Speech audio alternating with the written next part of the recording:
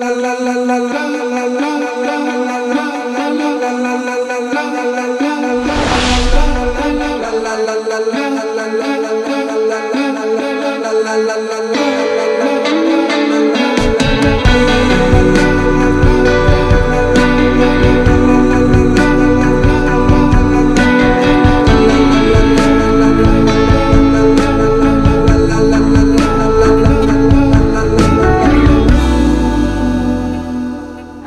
vida com autismo é um aprendizado muito grande. Eu posso comprar um serviço, mas não posso comprar um amor, não posso comprar uma amizade para o meu filho, não posso comprar um olhar de aceitação. Isso aí vai depender do outro, tá acima por mais dinheiro que eu tenha, né? A inclusão não acontece, infelizmente.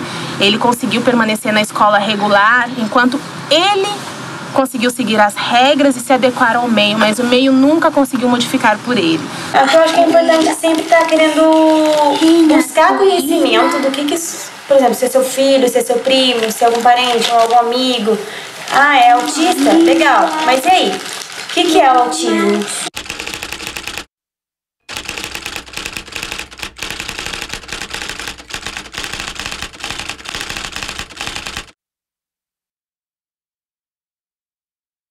O autismo é uma doença do desenvolvimento que acomete as áreas da interação social, da linguagem e do comportamento, causando um prejuízo no desenvolvimento da criança, tornando ela incapaz de se relacionar com as pessoas do ambiente, ter um atraso da comunicação e da linguagem e ter alterações do comportamento, onde ela tem uma busca exagerada pela ordem, pela rotina e alguns comportamentos repetitivos que nós denominamos de comportamentos estereotipados. Os indivíduos que possuem o diagnóstico de autismo, o transtorno do espectro autista, eles possuem diversos sintomas. Dentre eles, existe a dificuldade de socialização, a dificuldade de comunicação, alterações comportamentais. E dentre esses sintomas, existe a disfunção sensorial. A disfunção sensorial acontece quando o indivíduo tem uma dificuldade no processamento das informações que ele recebe. Então, quando nós recebemos um estímulo, seja auditivo, tátil, visual, olfativo, gustativo, nós processamos essa informação, o cérebro faz o processamento, classifica essas informações para que a gente consiga desenvolver uma resposta adequada àquilo. O Marco Antônio ele nasceu aos 7 meses e teve uma parada cardíaca quando nasceu. Então, faltou oxigenação, então a vida inteira a gente trabalhou com paralisia cerebral.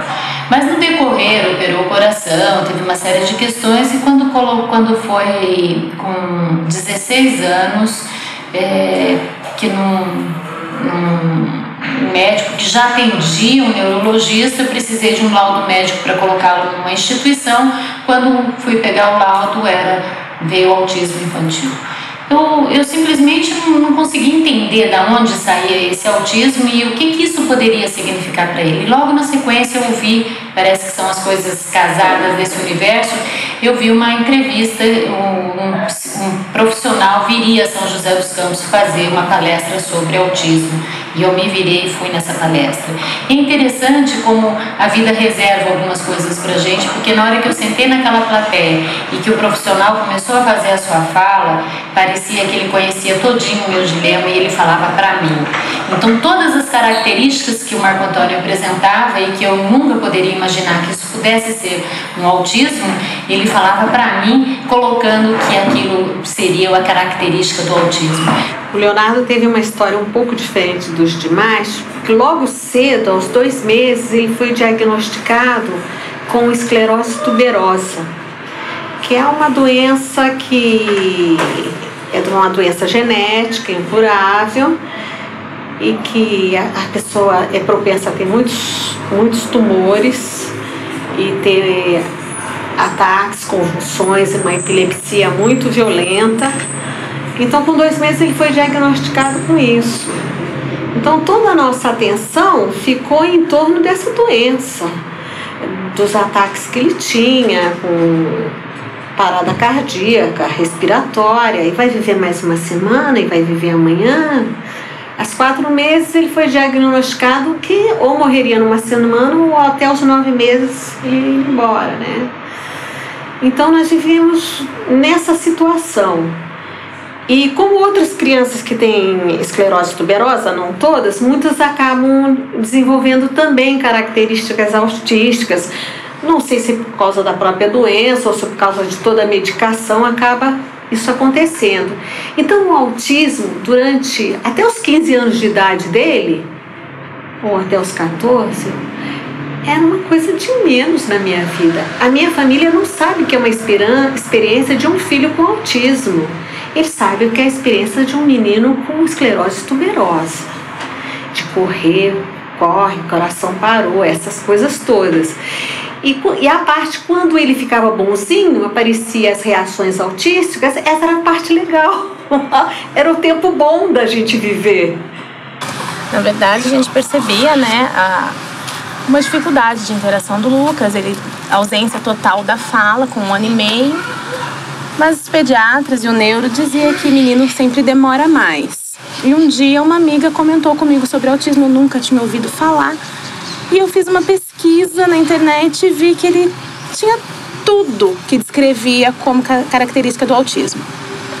E assim, na verdade, eu tive uma boa aceitação, né? Porque pra mim ele era um menino saudável, né? Existia uma interação boa entre mãe e filho. E eu só pensei em buscar uma alternativa para que ele pudesse evoluir o máximo possível dentro do quadro. Não tá doendo. Primeiro eu achei que ele pudesse ter algum problema de audição, né? Então a primeira coisa que eu fiz foi perguntar ao pediatra, será que ele tem alguma coisa com audição? Porque eu falo com ele, ele me ouve, olha pra mim, mesmo ele não falando, mas pelo menos ele olhava. Agora tinha vezes que eu grudava do lado dele e parecia que não tinha ninguém ali. Daí eu levei ele no pediatra, perguntei ao pediatra, e aí, né? Doutor, o que eu faço? Aí ele falou, leva numa fono, então vamos fazer o exame do Bera, né, tudo certinho. Deu que ele ouve até mais do que o normal. Então não era nada com audição. E ele falou, se você quiser, leva numa neuropediatra para você ficar mais tranquilo. Levei numa neuropediatra. E a gente fez todos os exames físicos possíveis e não deu nada. E aí, realmente, ela falou, olha, pode fazer agora, então, uma intervenção com uma fono e vamos aguardar, porque ele é muito novo, pequenininho. Mas todo mundo já foi, a fono realmente, a primeira fono dele não era especialista em autismo, era uma fono típica mesmo, normal. E todo mundo foi percebendo, o Luca é diferente, ele pode ter autismo, mas ninguém me falou. Eu que um dia percebi ele brincando com o carrinho, viradinho com as rodinhas pra cima. E realmente ele tinha muita estereotipia assim, bater a mãozinha. E lendo na internet, o quadro era exatamente aquele. Eu cheguei na neuropediatra e falei assim, olha, meu filho é autista, não é? Aí ela chegou e falou assim, sim, é autista e tal. Aí eu falei, nossa, então realmente... Mas eu achei que vocês poderiam ter me falado. O Luca tinha mais ou menos quase 2 anos. Demorou então uns 6 meses aí para intervenção de eu começar a realmente levá-lo no tratamento para autista. Uma criança com autismo, ela tem uma dificuldade de compreender a comunicação não verbal e, consequentemente, a comunicação verbal, o que faz com que ela tenha um atraso no seu desenvolvimento global, trazendo um prejuízo na interação e no aprendizado dessa criança. Também acometendo a área do comportamento, onde ela pode ter distúrbios como agressividade, isolamento, né? E não cumprir os parâmetros comuns do desenvolvimento normal. Por causa da esclerose tuberosa, ele tem muitas calcificações, então ele tem um acometimento sério, grave do autismo. Ele tem um retardo mental junto com o autismo, né? Mas apesar de todas essas limitações dele lá, ele sempre foi o queridão da família, foi um cara legal, um cara que nos fez muito feliz e nos faz muito feliz até hoje.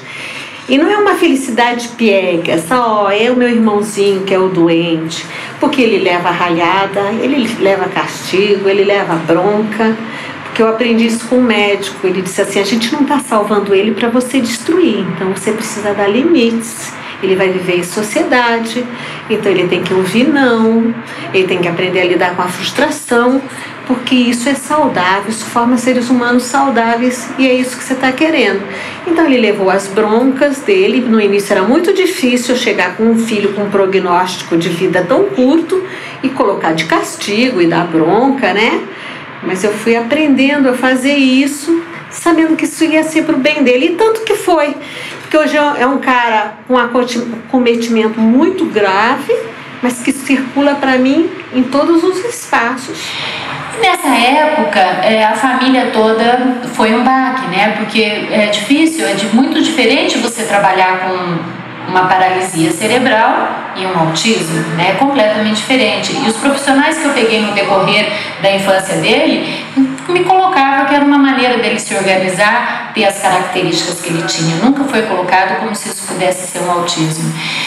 Eu acho que o Marco Antônio tem mais 3 irmãos e ele nunca teve dificuldade com os irmãos. Os irmãos aceitam assim super bem, eles sabem lidar com a dificuldade, eles repreendem se necessário, compreendem também. Então, assim, entre a família isso nunca foi problema, porque a gente já vinha com essa história desde pequenininho, né? Então, nós sempre lidamos muito bem. Cada um aceitou de uma forma diferente. A minha irmã até, inclusive, antes de eu começar a correr atrás, ela veio sentar e conversar comigo e falou assim: Rita, a gente acha que você deveria levar o Luca no médico, tal, que ele tem um pouquinho... Ele é um pouco diferente, tal. Daí eu cheguei nela e falei: não, Patrícia, eu já marquei o médico, eu já percebi realmente, mas... Então, quer dizer, a minha família é muito perto, ela está sempre muito junta, a minha família é muito unida. Então, desde o princípio, desde antes do diagnóstico e até hoje, a gente ainda é muito unida, a gente se apoia, né? Então, realmente, eles sempre, desde o começo, a partir do descobrimento até hoje, é apoio. Mas é lógico, todo mundo se sente por ser especial, mas ninguém discrimina. É igual para todos. Então, é muito difícil porque... Hoje eu sei, né, eu entendo, mas na época eu nunca tinha ouvido falar sobre autismo. Então, assim, primeiro que a gente tem uma ignorância, a gente imagina que uma criança autista é incapaz. É a primeira coisa que a gente pensa, e não é verdade. Então, quando você vê um menino muito inteligente, corado, isso é ouvido do médico: olha que menino saudável, que corado, que ele é, que cabelo brilhante, ele não tem nada, mãe. E a gente entende que não é independente, eles são lindos, eles são inteligentes e são autistas. E isso, pra mim, foi difícil entender isso. Que ele poderia ser inteligente, capaz e ser autista. Então, essa foi a maior dificuldade, porque a gente não quer, né? A gente não tá preparado, a gente não esperou essa gestação toda. Então, quando vem, é um baque. Mas depois que você entende que com tratamento, que com amor, com carinho, buscando, isso pode melhorar, né? Ele tem uma perspectiva de vida de qualidade. Aí tudo isso passa e a gente começa a buscar, e eu já não penso mais na parte ruim, eu penso só no que eu posso alcançar de bom. Alguns dos mitos comuns que existem na observação de crianças com autismo e que vemos na mídia ou na fala das pessoas é que o autismo é uma doença ligada a aspectos de loucura ou de isolamento total da pessoa no mundo, né? A experiência provável dessas pessoas não é um isolamento ou uma recusa frente às pessoas ou uma recusa ao contato com as pessoas. Eles têm uma dificuldade de interpretação dos sinais que recebem ou que nós enviamos para ele, e nós temos uma dificuldade de interpretação dos sinais que eles enviam para nós. Então, nós temos um problema de linguagem, de comunicação, e não necessariamente de ausência de afeto, de ausência de emoção ou de uma experiência rica de um ser humano que está na nossa frente. As pessoas perguntam para mim se o Marco Antônio já gostava de aves ou ele foi gostar de aves depois, como que a ave entrou na nossa vida? Pois eu digo assim, eu acho que eu não sabia ouvir, né? Ela já devia estar na minha vida há muito tempo, mas eu não sabia ouvir. E eu acho que quando eu fui participar desse grupo, com o Gaia, esse grupo de estudo, que eu fui aprender a ouvi-lo, e aí eu enxerguei a ave, né? E hoje a ave, e aí era assim, todo mundo que tinha um passarinho que não queria mais, lembrava do Marcão.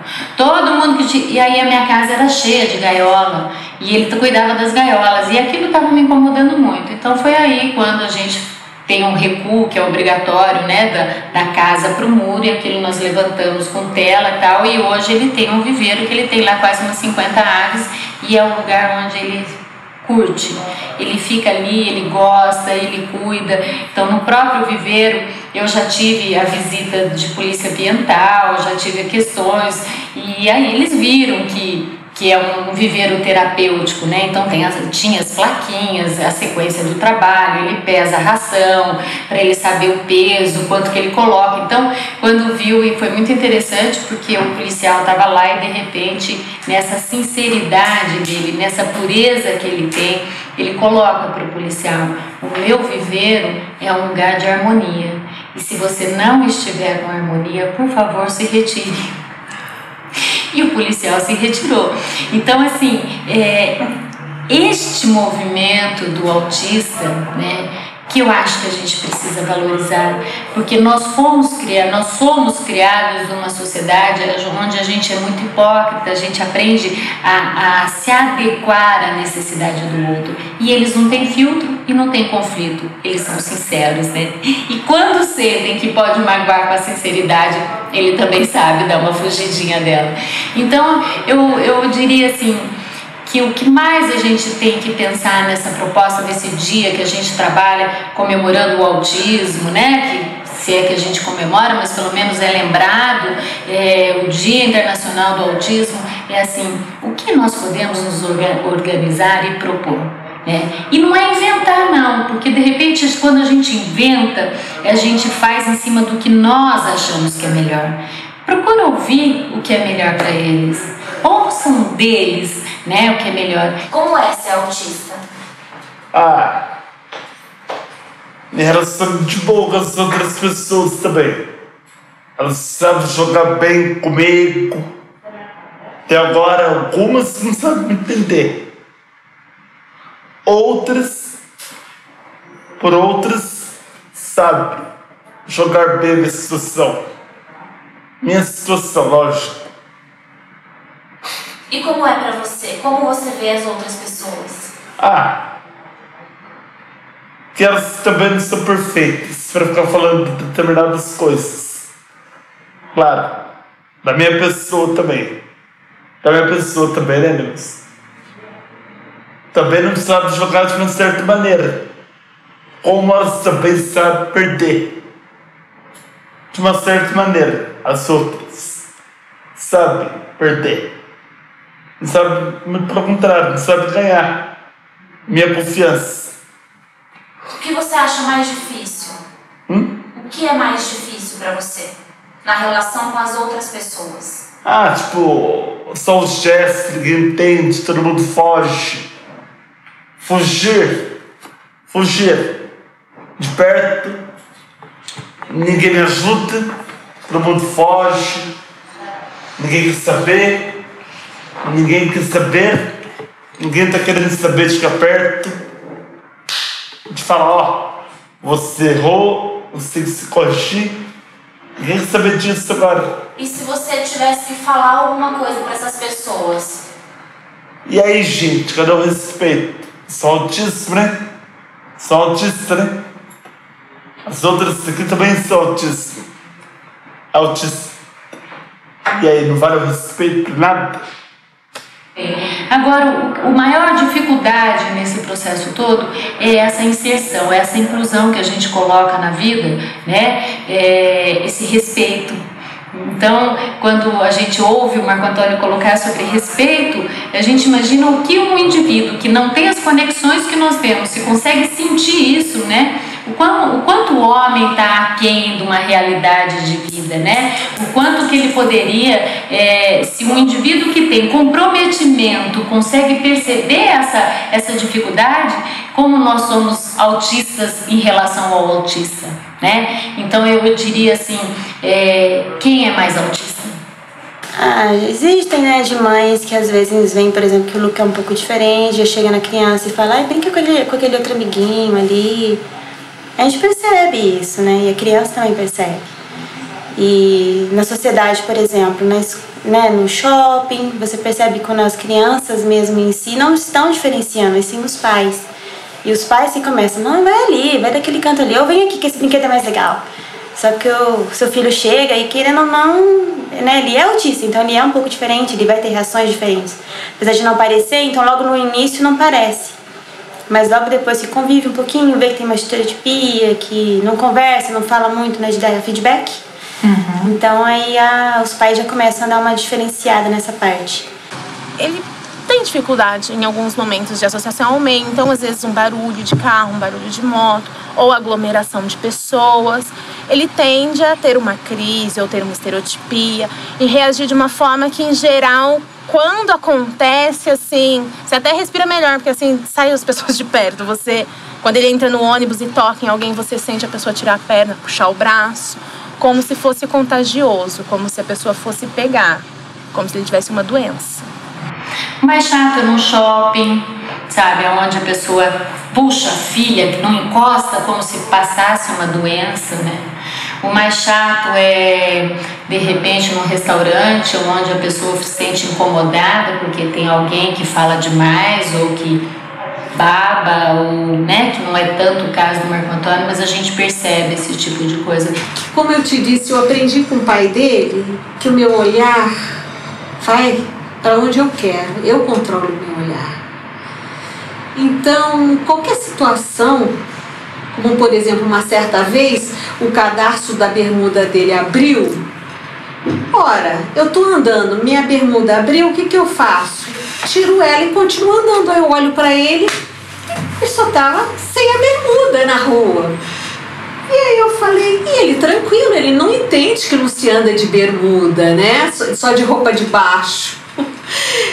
E eu simplesmente falei, Léo, mas não se anda assim na rua. Botei a bermuda dele no lugar e nós seguimos adiante, né? Então existem algumas coisas, situações assim. Agora, de um olhar de alguém olhar com desprezo, olha, sinceramente, eu aprendi a ignorar esse olhar. Eu não olho, eu olho para onde eu quero. Quando eu não tenho mais nenhum olhar, se não tiver, que sempre tem um olhar solidário, eu olho para ele próprio. Eu não procuro problema pra mim, sabe? Graças a Deus nós temos muitos amigos, então na nossa vivência ele tem assim, pessoas pelas quais eles são apaixonados e são apaixonados por ele. Então no nosso dia a dia ele vive pouco isso, mas quando a gente sai pra rua, pro mercado, pro shopping, acontece muito da pessoa evitar, da pessoa sair, ou então passar, você ouve a pessoa falando assim, ele é muito mal educado, alguma coisa assim, porque ele não obedece a sua ordem naquele momento que você fala. Então a pessoa, é muito mal educado, às vezes você ouve alguém reclamando, resmungando, alguma coisa assim, mas não é espontâneo dele, não é, às vezes é uma situação que é difícil às vezes pra ele. A gente pode sentar ele ali, não sei, você lê uma história com ele. Vem aqui, Camila. Vem aqui na cola. Não. Ô, Luca, vamos ler uma história, vamos ver uma história junto com a mamãe, pra gente poder ver você. Vem mostrar sua camiseta, sua camiseta igual a da mamãe? Não. Vem aqui no vem então. Sim. Vamos contar a história da princesa? Da princesa? Vamos pegar o livro, pode? Sim. Então vamos pegar o livro pra contar a história pra tia Nath? Geralmente as pessoas não acham que ele é autista. Perguntam pra mim, né, ele é tímido? Ou ele tá aprendendo a falar? Aí o que eu falo sempre, não, meu filho é especial, ele é autista. Daí todo mundo, nossa, autista. Mas aí geralmente a gente fica com aquela cara de, o que é autista, né? Daí eu sempre dou uma esclarecida. Eu falo, ele é autista, então assim, né, ele tem problemas de socialização, aprendeu a falar um pouquinho mais tarde, mas ele é igual outra criança qualquer, então ele vai pra escola normal, faz tudo que uma outra criança normal. Aí todo mundo fala, nossa, realmente, ele faz tudo que uma criança outra normal faz, só realmente tá aprendendo a falar. Então todo mundo só... Geralmente as pessoas perguntam pra mim, né? Se ele é diferente, o que ele tem. Eu geralmente falo, nossa, mas que diferente, ele é carinhoso, ele é amoroso, ele brinca, ele não fica gritando. Geralmente as pessoas, a primeira ideia que eles têm é que gritam. Ajuste. Me ajuda, por favor? Sim. Que eles gritam, que eles agridem, que eles se agridem, né? Então, mas o grau do Luca é baixo e o tratamento, a intervenção é boa, então ele não faz isso. Por isso que geralmente eu falo, olha, primeiro conhece, pra depois vir o que vocês acham, porque aquele preconceito existe sempre. O que eu acho que é importante é sempre estar querendo buscar conhecimento do que por exemplo, se é seu filho, se é seu primo, se é algum parente ou algum amigo. É autista? Legal. Mas e aí? O que é o autismo? Primeiro tentar descobrir o que é. E depois também não fechar uma imagem do que você acha que ele é. Vai lá e convive, vê como que a criança é ou a pessoa é. Não faz um preconceito antes de conhecer e estar envolvido mesmo. E sempre tenta ajudar, porque a gente aprende muito mais com eles do que a gente ensina ou a gente ajuda. E muito mais especiais somos nós, que somos convidados e damos assim, né, temos a oportunidade de conviver com eles, porque realmente eu não escolheria o Luca diferente. Ele faz a gente ser especial.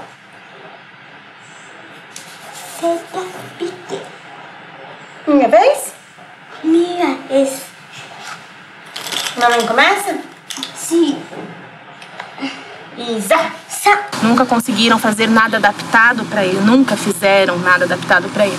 Então, enquanto ele teve maturidade, paciência e conseguiu levar, ele ficou. A partir do momento que ele tem uma reação um pouco mais diferente, isso já não é assim. A gente sabe que o preconceito existe e que, na verdade, o preconceito vem mais dos adultos do que das próprias crianças.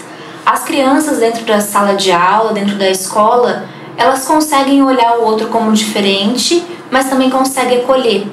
E a maior dificuldade são os rótulos que os próprios pais criam. De, olha, não fica perto desse amiguinho porque ele grita, não fica perto desse amiguinho porque ele pode te bater, ou coisas do tipo. Então, um conselho que eu dou para as professoras é tentar, inicialmente, se você vai receber um aluno com autismo ou qualquer outra deficiência, na primeira reunião do ano, é reunir os pais e conversar sobre isso. Olha, teremos na nossa sala um aluno com deficiência tal, ou autismo, ou qualquer outra deficiência, e a gente vai precisar da colaboração de todos vocês. Porque aí o pai, ele começa a se sentir também na obrigação de fazer com que o filho dele também aceite o que é diferente. E a gente já sofreu com discriminação em escola, né? Que a professora deixava o Luca de lado. Nos primeiros anos que a gente estava nessa escola, uma escola particular, o Luca era super bem recebido, incluso. Só que o que assustou foi o outro ano que realmente a professora diferenciava, deixava ele de canto. E ele não falava, então a gente não tinha como saber o que estava acontecendo. A gente só estava percebendo pelas atitudes dele, porque ele ama ir para a escola, ele adora. É uma alegria para ele, uma criança que acorda 10 para 6 da manhã mais ou menos, acorda, bom dia, né? Ninguém acorda desse jeito. Mas ele acorda porque ele ama ir para a escola. E nessa época, nesse período, ele chorava, não queria ir para a escola. Então sempre quando acontece alguma coisa assim, é que está acontecendo alguma coisa. E eu fui na escola e vi que realmente ele estava sendo excluso. As crianças fazendo trabalho e ele lá de lá do cantinho. Na verdade, eles pensam muitas vezes que é um tempo perdido, que não compensa fazer, que não vai ter resultado. E não é verdade. Quando adaptado, eles podem sim. E eu sempre digo que o que você faz adaptado para uma criança especial, qualquer outra criança típica é capaz de entender. E às vezes a forma como você coloca para uma criança típica, especialmente para o autista, é muito difícil entender, visto que eles são muito concretos. né? Eles são muito visual. Então, se você faz uma atividade bem visual, todos vão entender, inclusive a criança com autismo. Mas não, eles cismam, né, teimam em fazer da forma convencional e que, às vezes, para o autista não tem dificuldade de compreensão. Quando a escola recebe uma criança com autismo, ela precisa ter em mente que ela está recebendo uma criança especial e que essa criança não vê as coisas e não sente as coisas como as outras crianças sentem. Mas não por isso ela tem que ser privilegiada por ter autismo. Não, ela tem que realmente seguir a rotina como as outras crianças seguem. E o limite para essas crianças é trabalhado assim como as outras. Então, se é o momento que todas as crianças estão na quadra, por exemplo, e essa criança não quer estar na quadra, eu costumo dizer, se fosse uma outra criança neurotípica, que a gente diz, né, ditas normais, ela poderia não estar na quadra? Não, não poderia. Então por que ele vai poder? Não, os limites são dados como são dados para qualquer outra criança. A escola é um grande desafio para os pais, professores e profissionais, porque uma informação que é trazida pela mãe e pelo pai, os profissionais precisam estar envolvidos para oferecer uma melhor adaptação dessa criança na escola. Então, uma criança que tem uma sensibilidade auditiva, a gente vai fazer um trabalho de dessensibilização para que essa criança, aos poucos, aceite esse ruído e vá, né, modulando a sua resposta no dia a dia. Já na escola, o que for possível eliminar de ruído dentro do ambiente educacional, enquanto ele precisa desenvolver uma atividade, então eu não vou colocá-lo do lado da porta ou do lado da janela, onde tem um passarinho cantando e ele vai se dispersar. Isso pode ser um objetivo futuro que depois ele possa superar, né? Mas tem na hora do intervalo, no jogo de educação física, como fazer? Podem ser utilizados, em alguns casos, alguns protetores auricular, fones de ouvido, de repente com alguma música, que ele consiga administrar esse ruído, ouve algo que acalme e que não tire totalmente a sua participação daquilo que está acontecendo. Porque todo comportamento é reação de alguma coisa. Então ele só tem aquele comportamento porque ele está querendo expressar algo. Ou algo que ele não gostou, ou algo que realmente o faz sentir, o deixa nervoso. Então antecipar. Eu costumo perceber que meu aluno fica nervoso antes do intervalo. Um exemplo. Então o que será ele ficar nervoso antes do intervalo? É o sinal que talvez ele tenha uma hipersensibilidade auditiva? É a correria do ambiente? Então, o professor identificando qual é a questão que o deixa desorganizado emocionalmente, ajuda a antecipar um comportamento. O Leonardo passou até a adolescência dele muito pouco em instituições. Em escola ele foi rejeitado, né? Que não tinha como acompanhar a escola. E ainda no tempo do Leonardo, pouco se falava em autismo. E aqui na cidade, eu acho que nós fomos as primeiras vozes aqui na cidade de tentar explicar o que era autismo para as pessoas. Excluído, o que valeu era isso, que o pai dele levava ele muito para a rua, viajava, proporcionou muita experiência para ele, mesmo ele tendo tanta limitação. Então o pai dele dizia assim, ele nunca andou de trem, vou andar de trem.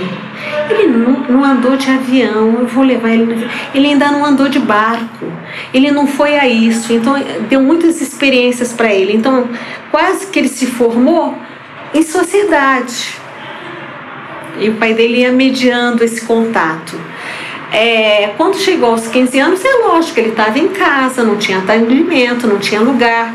Mesmo as instituições que atendem pessoas com deficiência, eles também são excluídos delas. Porque trabalhar com autismo é difícil, requer um preparo muito especial, não dá para botar todos no mesmo saco. Isso aí é deficiência intelectual, autista, Down, vamos cuidar, vamos fazer uma oficina. Não funciona. o que eu mais sinto falta, né? E isso eu acho que serve para todos que estão aí empenhados em trabalhar com a causa, e não precisa ser só autismo, eu acho que isso é para qualquer deficiência, mas a gente acaba falando do que o calinho que a gente tem no sapato, né? E daí, né? Hoje, o Marco Antônio é um adulto,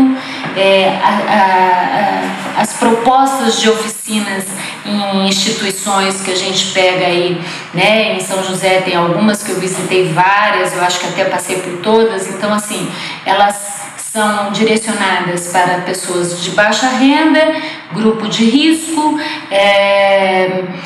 pessoas que têm outros comprometimentos, ou então profissionalizantes para a empresa, que você tem que colocar o parafusinho. E aí quem tem esse lado voltado para mais natureza, mais artístico? Não existe. Então foi 5, 6 pais que se reuniram e começamos a contratar uma pessoa. Aí passou o tempo, puxa, a gente podia fazer isso numa casa, e rachava as despesas entre nós. Só que começou a aparecer famílias carentes. E a gente sabe o que é ter uma pessoa com autismo em casa, e quando junta isso com uma pobreza, filha, você não sabe que é um tsunami na vida de uma família, né? Muitas famílias têm condições de oferecer um tratamento para os seus filhos, e muitas famílias não o têm. Existe a necessidade de apresentar esses meninos para a sociedade, porque às vezes não sai de casa, não é nem porque não tem condições de procurar um tratamento, mas é pelo preconceito do próprio vizinho, da própria família. Como eu vou sair com um menino que não saiu das fraldas, que tem 6 anos e ainda usa fralda?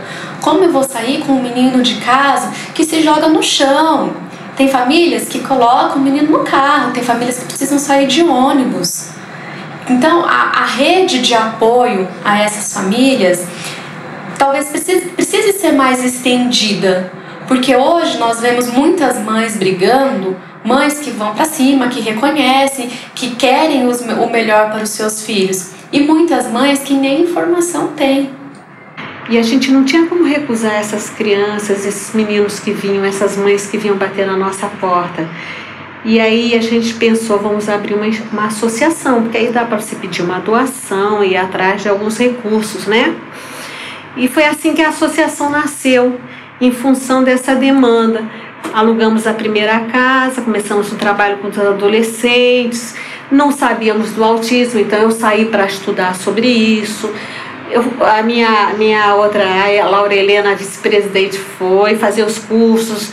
Depois a gente levava a equipe toda para fazer curso, para aprender.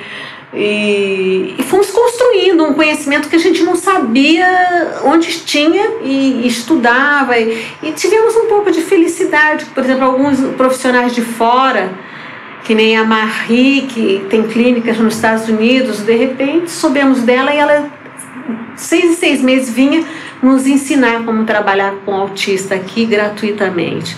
Depois a outra da Suécia, anualmente passa 6 meses aqui nos ensinando. E daqui a pouco vem um profissional de São Paulo morar em São José dos Campos, psiquiatra que entende de autismo, e vem para o Gaia. Então nós tivemos esse fator aí que nos ajudou bastante. E essa é uma instituição que acabou sendo conhecida por isso, que eu acho que é uma grande característica do Gaia, é que aqui é um centro de aprendizado, a gente sempre está estudando. Nós temos capacitação todo ano, a gente não tem dinheiro, mas a gente tem capacitação, porque eu vou atrás com os projetos nas empresas, e as empresas financiam, e cada ano a gente tem alguém nos ensinando como vai fazer e nos aperfeiçoar, né? E foi assim que a associação começou, sempre com esse meu olhar mesmo, que eu acho que nós somos uma sociedade neocapitalista. O que nós queremos? Queremos produção, queremos consumidores, né? Produtores, e os autistas não se encaixam muito facilmente no meio disso, né? Então, toda pessoa com deficiência, na verdade, é excluída, e o preconceito gera dessa parte mesmo. Onde vão inserir pessoa que não é um grande consumidor não vai ser um produtor.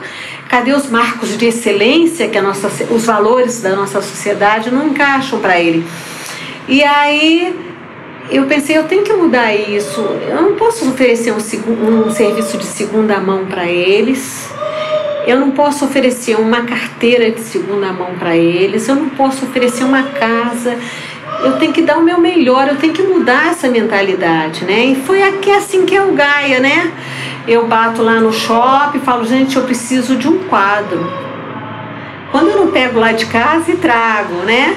E preciso disso. Mas por que você precisa? Preciso porque eu preciso levar para aquela instituição, porque lá eu quero que seja bonito, eu quero que seja bom, eu quero que tenha qualidade. E os pais chegam aqui, como eu já te falei, chegou de cabecinha baixa, né?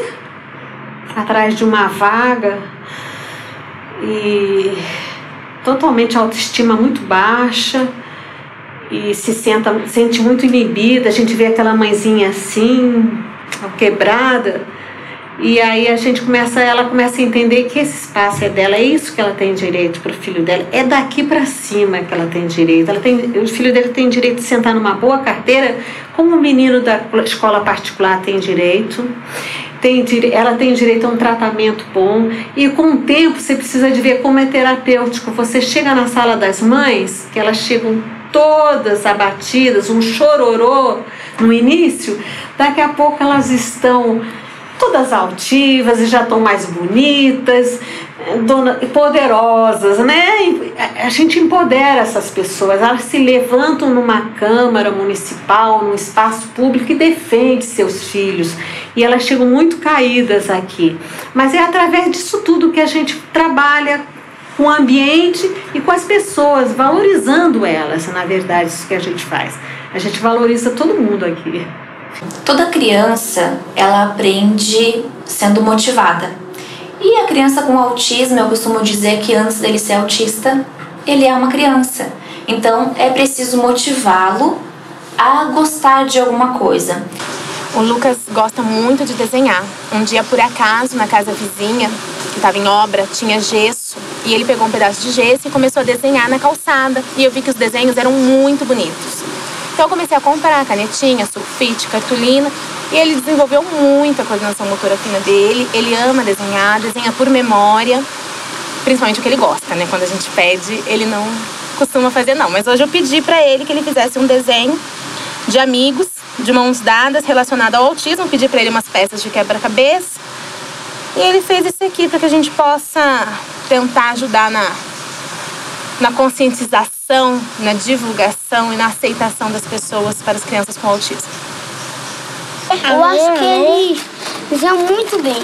Ele vê sempre o personagem, até o cachorro, né? Assim, ele consegue desenhar do mesmo formato, do mesmo tamanho, do mesmo jeito. E você consegue também? Não. Você acha legal isso nele? Eu acho, porque ele consegue desenhar porque ele pensa até que ele vê. Quando eu decidi ter outro filho, eu tive muito medo, mas o médico me disse que a chance era 1 em 1 milhão. Hoje eu sei que não é real, que essa chance é muito maior, porque eu conheço vários que passaram por isso. Mas assim, eu sempre acreditei, eu sempre imaginei que o Gabriel viesse para ajudar. E eu sempre agradeço a Deus a isso, porque realmente o Gabriel sempre foi muito inteligente. O Gabriel formava frase aos 11 meses, então ele puxou muito o Lucas para um desenvolvimento, tira muito o Lucas do que dizem que ele fica no mundinho dele. O Gabriel tira ele demais, nem que seja para irritar, mas ele tira.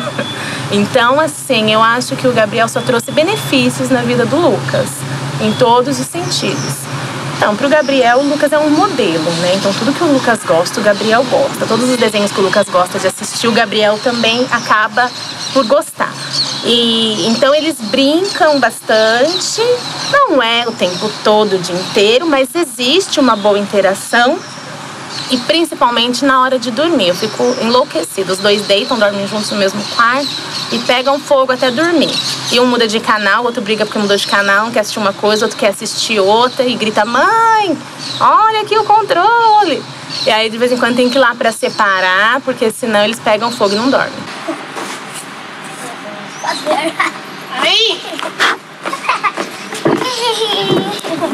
Certo? Aqui. E agora? Lucas, eu te ensino, ó. Vai, escorreguei. Lucas, olha, põe o pé aqui e eu tô aqui. Não vai cair. Lucas, põe o pé aqui, ó. Põe o pé aqui, afirma aí. Pum, desce. Põe o pé, afirma ele e desce. Não tem medo de cair. Lucas, eu te ensino, ó.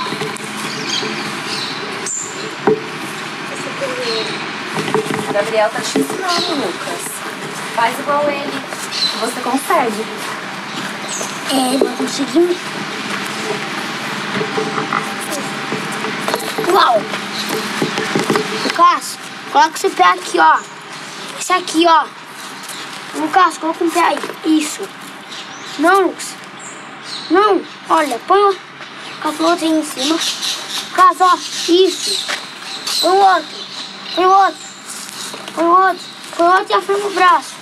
Isso, levanta.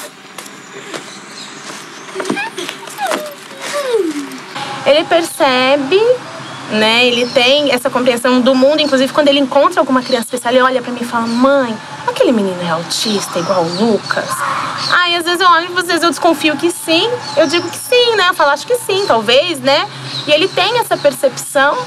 Mas ele é apaixonado pelo irmão, não gosta que ninguém mexa, defende, explica, entende o que está acontecendo, dá umas broncas de vez em quando ele fala alguma coisa que não deve. Lucas, não pode, ele chama atenção.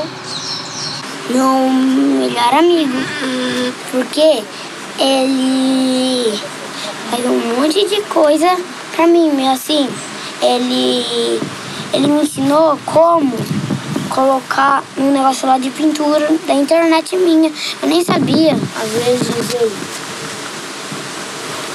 como que eu posso dizer, né? Ele bate muito, bate na parede, me tem irritado às vezes, mas é bem assim que ele bate assim, ó. E aí, imagina você sente, você fica triste? Eu fico, porque se ele quebrar a parede, cai toda a nossa casa. É verdade.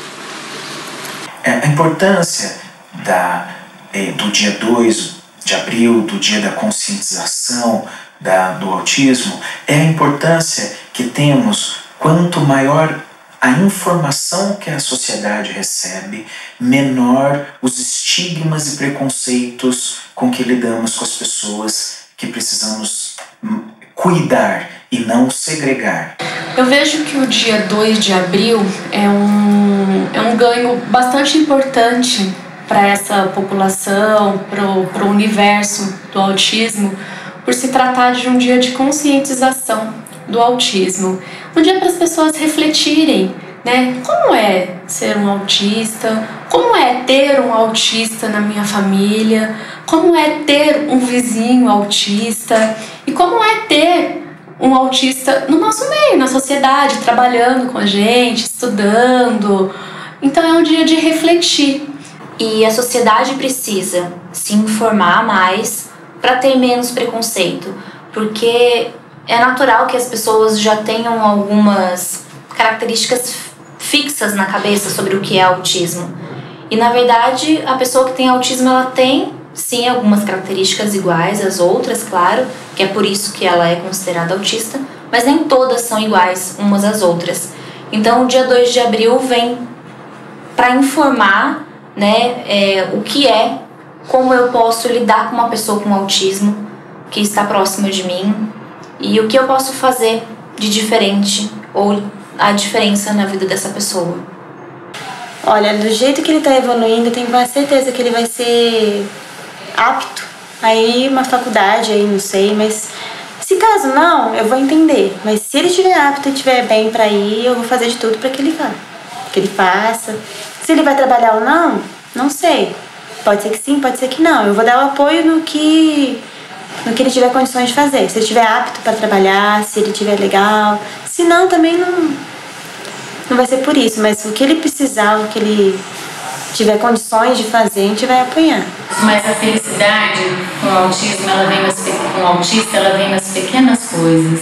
Ela vem no abrir um papel de bala, ela vem em você conseguir abrir a sua pasta de dente, a sua felicidade vem em você conseguir engolir, vem em conseguir sobreviver às crises. Então, assim, a maior alegria é poder ser mãe de um autista e fazer para ele o que é necessário. Pode ser que a gente ainda nem faça o necessário, mas a gente procura fazer o máximo e dar o máximo para que saia um bom trabalho disso. E quando a gente vê esse resultado, com certeza está sendo feito. Eu só tenho a agradecer por ser mãe de um autista. O que existe de fato é o dia de hoje, amanhã não existe. Isso eu aprendi a viver cada dia. Foi uma das grandes lições minha, que meu perfil não é esse. Eu sou de ficar imaginando e ter o controle daqui a 30 anos. E o Leonardo me ensinou a viver o dia de hoje, a ser feliz com o que eu tenho hoje, o que eu vou fazer. Agora, o futuro, eu sei que existe. Hoje, a tendência natural, ele está batendo todos os recordes, né? Ele está vivendo bastante. Eu já estou com 65 anos. E o pai dele já faleceu. Então, existe uma angústia? Existe. O que vai ser dele depois que eu me for? Quem vai cuidar dele? Quando ele vai dormir, nós já temos mais ou menos um ritual. Ele toma o banho dele, deita. Aí eu faço uma oração com ele, beijo e digo que eu amo muito ele. Aí eu penso assim, quem será que vai dizer a ele que ele ama muito ele depois que eu me for? Então, eu vejo ele um homem muito inteligente, bonito. Eu espero que ele possa cultivar amizades verdadeiras. A tendência é que eu vá primeiro e eu espero que ele seja bem cuidado. Eu espero que ele seja capaz de levar uma vida saudável, que ele tenha qualidade de vida. E eu espero que eles possam ser respeitados um dia verdadeiramente, que eles possam ser aceitos. Você não precisa gostar, basta aceitar e respeitar. Se você não quiser ter um laço de amizade, não precisa, mas respeite.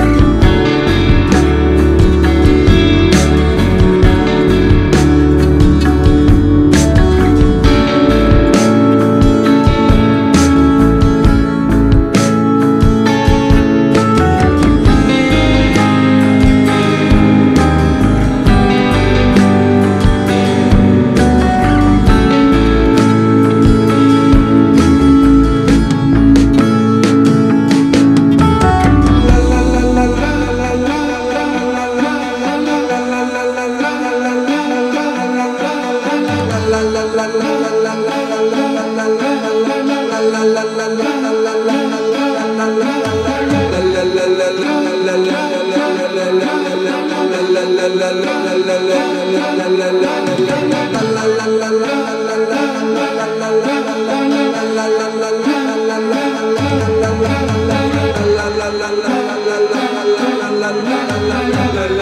la la